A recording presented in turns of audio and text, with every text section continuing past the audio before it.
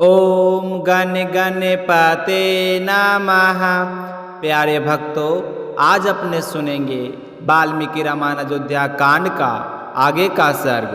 भगवान श्री राम का आशीर्वाद पाने के लिए इस सर्ग को पूरे ध्यान पूर्वक एकाचित मन होकर पूरा सुने। बोलिए श्री राम भगवान की जय हो।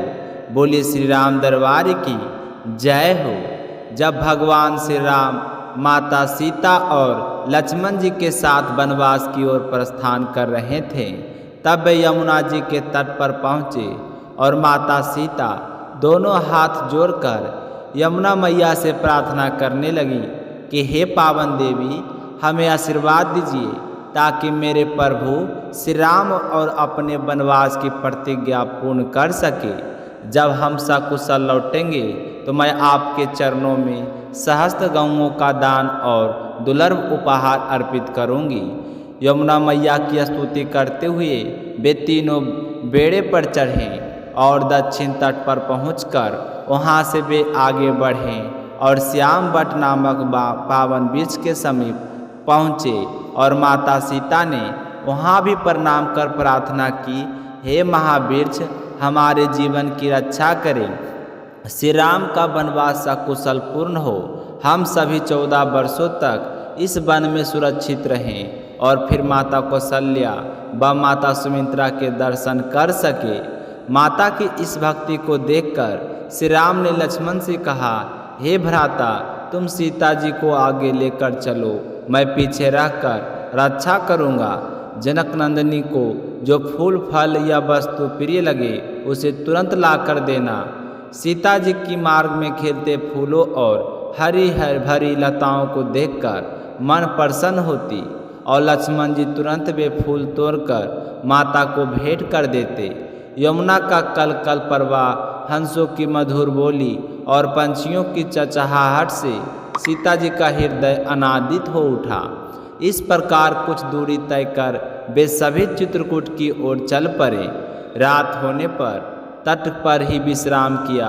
प्रभात होने पर श्री राम ने लक्ष्मण को जगाया और कहा, भ्राता, पंछियों का मधुर कलरव सुनो, समय आ गया है, अब आगे हमें चलना चाहिए।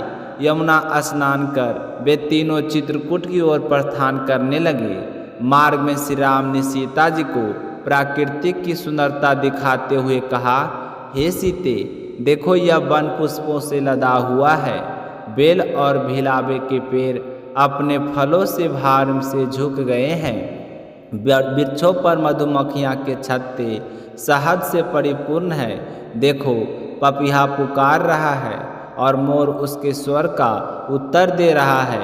यही है चित्रकूट पर्वत। इसका शिखर ऊंचा है और इसकी गोद में असंख्य जीवी जंतु बसते हैं। यह स्थान अत्यंत रमणीय और हमारे निवास के योग्य है। श्री राम, सीता और लक्ष्मण जी वहाँ महर्षि वाल्मीकि के आश्रम पहुँचे और आदरपूर्वक प्रणाम किए। महर्षियों ने तीनों का स्वागत किया और आशीर्वाद देते हुए कहा, आपका यहाँ स्वागत है प्रभु, यह स्थान आपका ही है।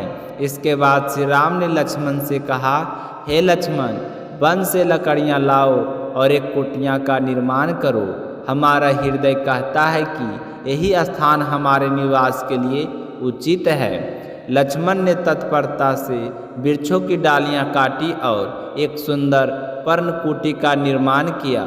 वह कुटिया इतनी मजबूत बन गई कि वर्षा का जल भीतर प्रवेश ना कर सके और इस प्रकार तीनों ने चित्रकूट में अपना पवित्र निवास प्रारंभ किया। आगे की कथा हम अगले सर्ग में सुनेंगे। अगर यह कथा आपको अच्छी लगी हो तो चैनल को सब्सक्राइब जरूर करें और भगवान श्री राम के आशीर्वाद से जीवन को पावन बनाएं। बोलिए सियावर रामचंद्र भगवान की जय हो। मंगल भगवान विष्णु की जय हो। हनुमान जी महाराज की जय हो।